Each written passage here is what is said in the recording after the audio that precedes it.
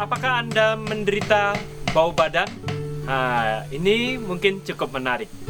Bau badan adalah kombinasi antara keringat dan bakteri. Biasanya terjadi di ketiak kita. Walaupun sebenarnya keringat itu tidak berbau, namun bakteri yang hidup di ketiak kita yang membuat tubuh kita menghasilkan bau. Keringat biasanya muncul setelah kita melakukan aktivitas atau suasana udara yang panas, ataupun kita melakukan aktivitas yang sangat berat sehingga tubuh mengeluarkan yang namanya keringat. Seperti yang telah kita jelaskan di atas, bau-bau badan disebabkan sebenarnya bakteri yang bercampur dengan keringat tersebut. Keringat dihasilkan dari suatu kelenjar yang ada di dalam tubuh kita, yaitu kelenjar ada akrin dan apokrin. Kedua kelenjar tersebut memiliki fungsi peranan yang berbeda. Kelenjar akrin menghasilkan kelenjar bening dan tidak berbau. Kelenjar jenis ini sudah diproduksi sejak kita masih bayi. Biasanya itu keluar dari telapak tangan, dahi, punggung. Itulah kelenjar-kelenjar akrin. Sedangkan kelenjar yang kedua adalah kelenjar apokrin. Biasanya keluar pada tempat-tempat tertentu yang berhubungan dengan tumbuhnya rambut. Contoh seperti ketiak, hidung, kemaluan. Itulah yang disebut dengan kelenjar apokrin. Dan ini tumbuh, produksinya akan meningkat terutama pada saat masa-masa remaja. Jika bercampur dengan bakteri, maka akan menimbulkan bau tidak sedap yang kemudian saat ini disebut dengan bau badan. Bau badan merupakan masalah yang cukup merepotkan, membuat orang jadi merasa tidak percaya diri dan seringkali dijauhkan. Bau badan dapat terjadi apabila tentu jikalau kita jarang mandi. Akibatnya bakteri dalam tubuh menumpuk. Maka dari itu, jika Anda ingin terbebas dari bau badan, alangkah baiknya kita mandi secara teratur, minimal 2 kali sehari.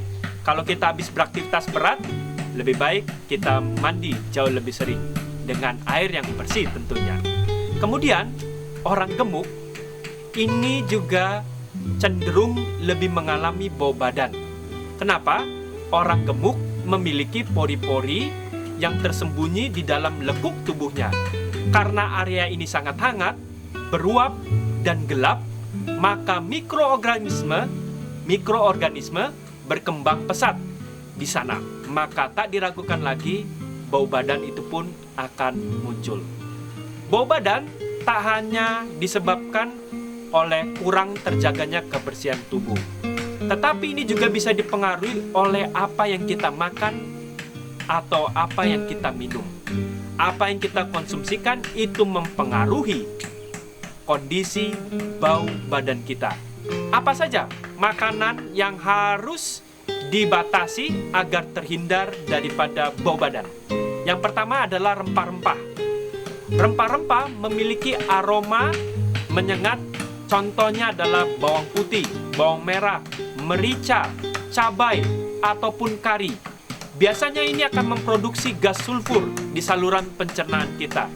Kemudian gas sulfur itu diserap oleh darah dan dibuang oleh paru-paru melalui pori-pori kulit. Inilah yang dapat menimbulkan bau badan pada kulit kita. Kemudian, semua produk daging-dagingan merah. Proses mencerna daging merah membutuhkan waktu yang sangat lama. Saat makanan ini tidak dicerna dengan baik dan prosesnya sangat lama, maka menghasilkan racun dan gas berbau busuk. Kemudian akan kembali dilepaskan oleh tubuh melalui keringat dan mengakibatkan menjadi bau badan kita jauh tidak enak dibandingkan tidak mengkonsumsi produk-produk daging merah. Kemudian, makanan-makanan olahan ataupun cepat saji. Makanan olahan cepat saji banyak mengandung garam, gula, tepung, dan minyak. Dan apabila itu terhidrogenisasi, berpotensi menghasilkan bau busuk di dalam perut kita. Akibatnya kembali menimbulkan bau tidak sedap. Itulah sebabnya banyak saat ini makanan-makanan produk junk food atau cepat saji yang mengandung tadi susu, gula, tepung, semuanya itu menjadikan proses terhidrogenisasi di dalam tubuh kita yang mengakibatkan bau busuk. Produk lainnya adalah produk susu. Produk susu sebenarnya kaya akan protein. Dan protein tersebut, protein hewani, saat dipecah di dalam perut, bisa menimbulkan hidrogen sulfida dan metil, merkaptan yang memicu kembali bau busuk. Makanan yang terakhir yang dapat mengakibatkan bau badan adalah gorengan. Gorengan, lemak dan minyak yang ada dalam makanan yang digoreng dan mengakibatkan bau tengik di dalam proses pencernaan kita. Berjalan waktu dan biasanya mengarah pada pencernaan yang buruk. Hal inilah yang mengakibatkan bau badan di dalam tubuh kita.